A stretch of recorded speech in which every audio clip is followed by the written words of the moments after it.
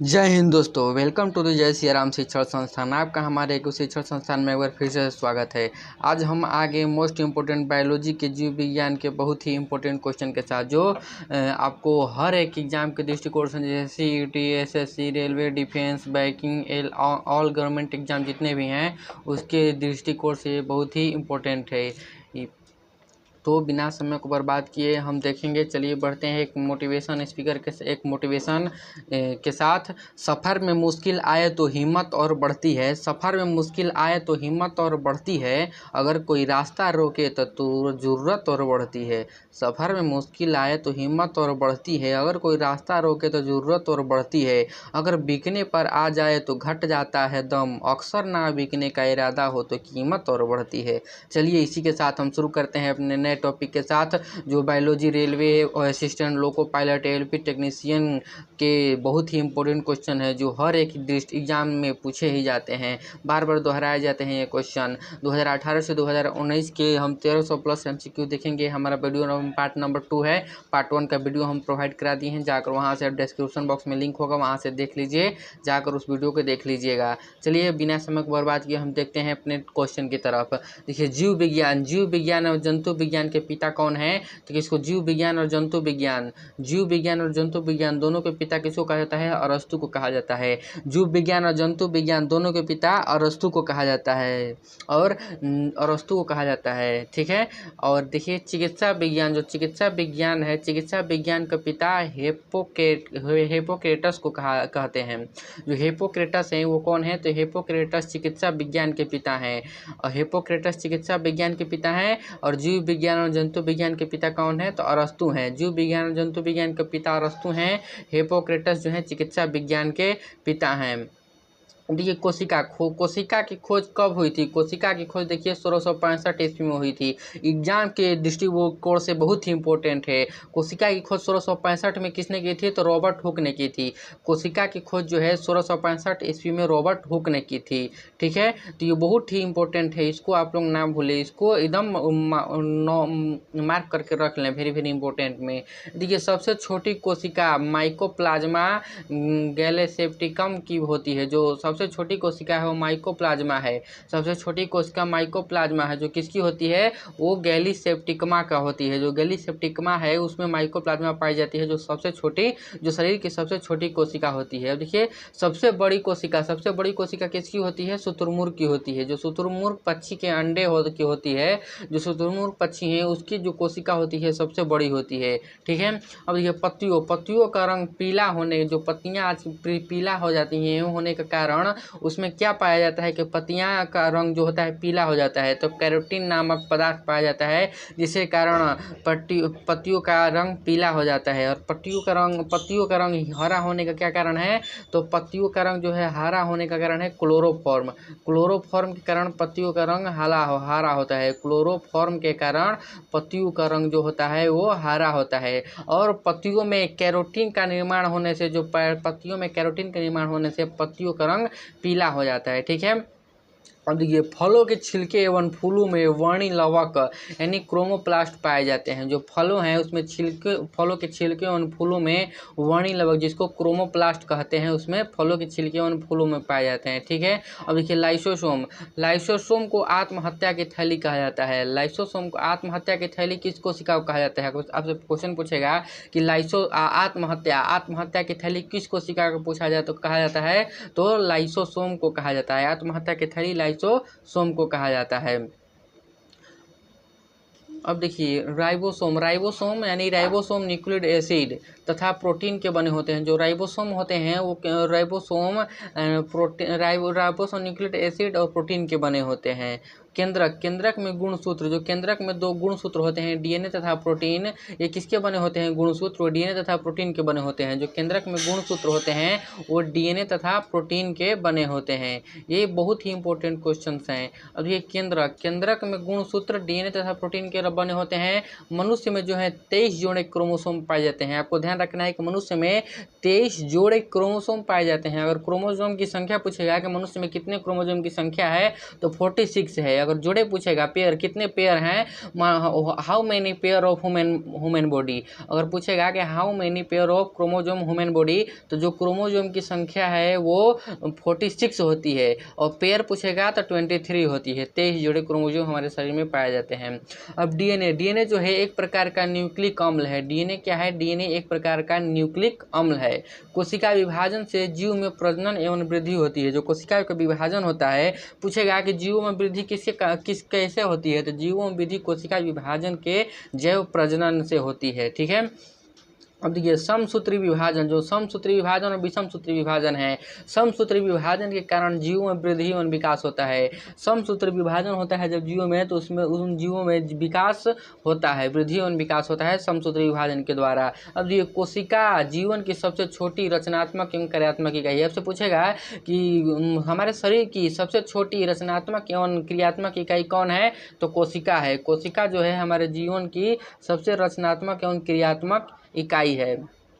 हम नेक्स्ट देखिए मानव शरीर में करीब 5000 अरब कोशिकाएं होती हैं। हमारे शरीर जो है, मानव शरीर में ह्यूमन बॉडी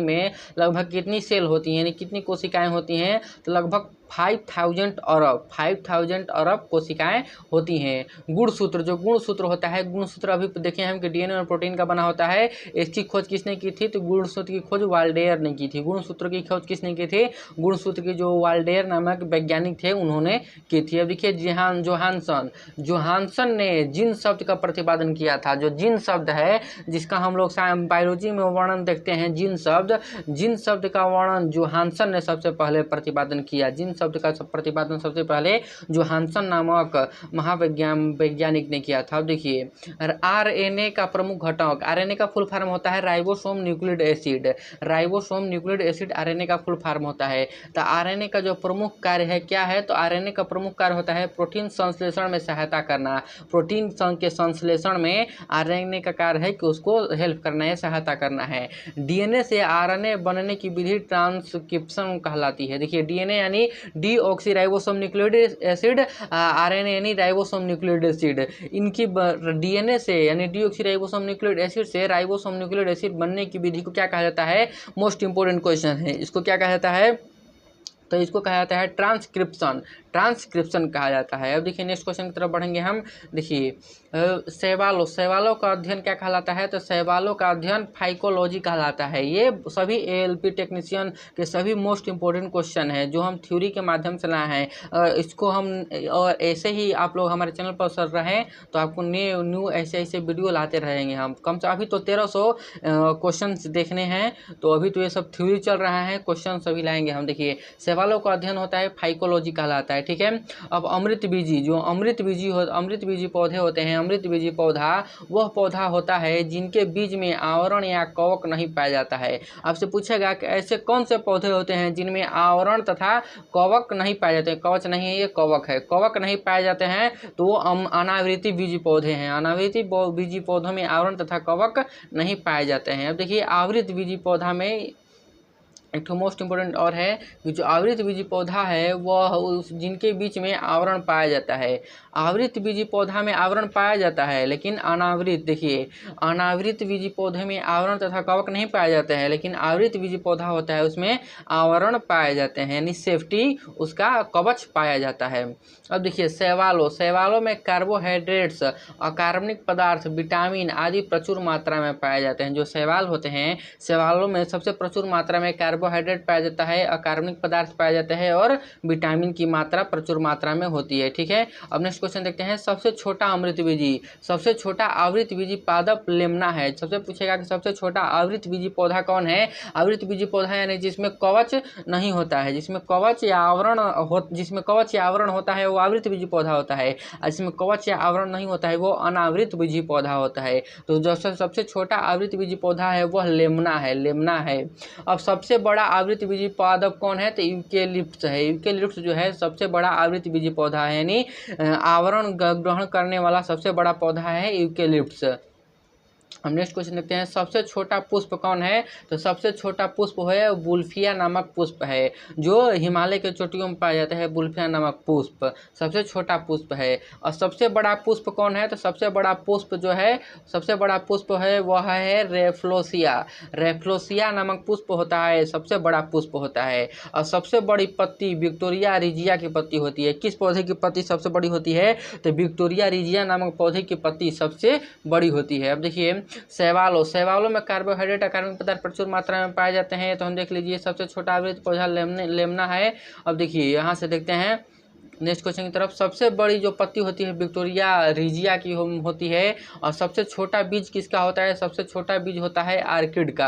आर्किड नामक पौधे का बीज जो होता है सबसे छोटा होता है। अब देखिए सबसे बड़ा बीज किस पौधे का होता है? तो सबसे बड़ा बीज जो होता है वो लेडोसिया नामक पौधे का होता है। जो लेडोसिया नामक पौधा है वो अभी भारत में उपलब्ध नहीं है। तो लेडोसिया नामक पौधा का बीज सबसे बड़ा होता है। अब देखिए नेक्स्ट क्वेश्चन देखते हैं कि सबसे छोटा अनावृत बीज, यानी अनावृत बीज किसे कहते हैं? जिसमें आवरण तथा कवच नहीं पाया जाता है उसे अनावृत बीज कहते हैं। ठीक है, याद रखिएगा।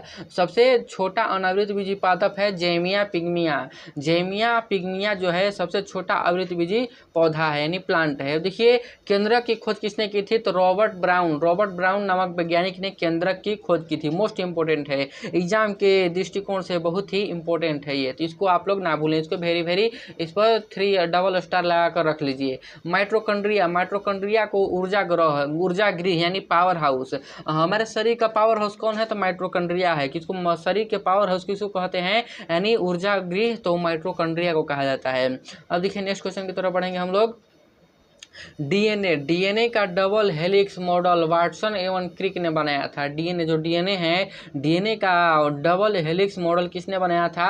तो वाटसन नामक वैज्ञानिक और क्रिक नामक वैज्ञानिक ने डीएनए का डबल हेलिक्स मॉडल बनाया था। इसको आप लोग याद रखें। ठीक है, ये संभावित है, ये एग्जाम में आएंगे। संपूर्ण शरीर में रक्त का परिसंचरण किसके द्वारा होता है? जो संपूर्ण शरीर है रक्त का परिसंचरण हृदय द्वारा होता है। हृदय में धमनी नसी होती हैं और शिराएं, उन्हीं के द्वारा हृदय में रक्त का संचरण चारों तरफ परिसंचरण होता है, यानी चारों तरफ फैलाया जाता है हृदय के द्वारा ही। अब देखिए एक मनुष्य के शरीर में लगभग 5 से 6 लीटर रक्त रहता है। सामान्य मनुष्य के शरीर में लगभग 5 से 6 लीटर रक्त रहना चाहिए मिनिमम। अगर 5 से 6 लीटर रक्त नहीं रहेगा तो शरीर स्वस्थ अवस्था में नहीं है। देखिए लाल रक्त कण जो होता है गोलाकार केंद्र रहित तथा हीमोग्लोबिन युक्त रक्त कण है। जो लाल रक्त कण है, ये देखिए ये वाला थोड़ा गलत छप गया है, तो ये वाला नहीं रहेगा। जो लाल रक्त कण है वो हीमोग्लोबिन युक्त रक्त कण है। ठीक है, अब नेक्स्ट क्वेश्चन देखेंगे। लाल रक्त कण जो होता है, लाल रक्त कण यानी आरबीसी का जीवन काल 120 दिन का होता है। जो लाल रक्त कण है आरबीसी का जो जीवन काल होता है हमारे शरीर में 120 दिन का होता है। कितने दिनों का होता है? 120 दिनों तक आरबीसी हमारे शरीर में जीवित रह सकता है। लाल रक्त कण का मुख्य कार्य क्या है? तो लाल रक्त जो कण है उसका मुख्य कार्य है ऑक्सीजन तथा CO2 का संवहन। लाल रक्त का मुख्य कार्य है ऑक्सीजन तथा CO2 का संवहन। हम नेक्स्ट क्वेश्चन देखते हैं। आरबीसी और डब्ल्यूबीसी का निर्माण कहाँ होता है? तो आरबीसी बहुत ही इंपॉर्टेंट क्वेश्चन है। आरबीसी तथा डब्ल्यूबीसी का निर्माण होता है अस्थि मज्जा में होता है। अस्थि मज्जा में आरबीसी और डब्ल्यूबीसी का निर्माण होता है। प्लीहा को इंग्लिश में स्प्लीन बोलते हैं। तो आपको प्लीहा का दूसरा नाम भी है, वो आप कमेंट में बताएं कि इस प्लीहा का अन्य नाम क्या है।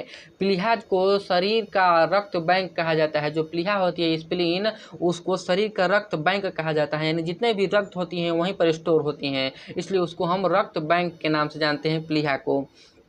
श्वेत रक्त कण जो है वो डब्ल्यूबीसी का मुख्य कार्य बाहर से आए रोगाणुओं का हनन करना है। जो श्वेत रक्त यानी डब्ल्यूबीसी है, व्हाइट ब्लड सेल्स का मुख्य कार्य क्या है? तो व्हाइट ब्लड सेल्स का मुख्य कार्य है कि जो बाहर से रोगाणु आते हैं उनसे हमारे शरीर की रक्षा करना, यानी जो बाहर से हमारे जो बैक्टीरिया हमारे शरीर पर प्रतिघात करते हैं तो डब्ल्यूबीसी जो है उसको वहीं पर नष्ट कर देता है, यही इसका कार्य है। डब्ल्यूबीसी का जीवन काल जो है 1 से 4 दिन होता है और आरबीसी का जीवन काल 120 दिन होता है, ये भी याद रखिएगा।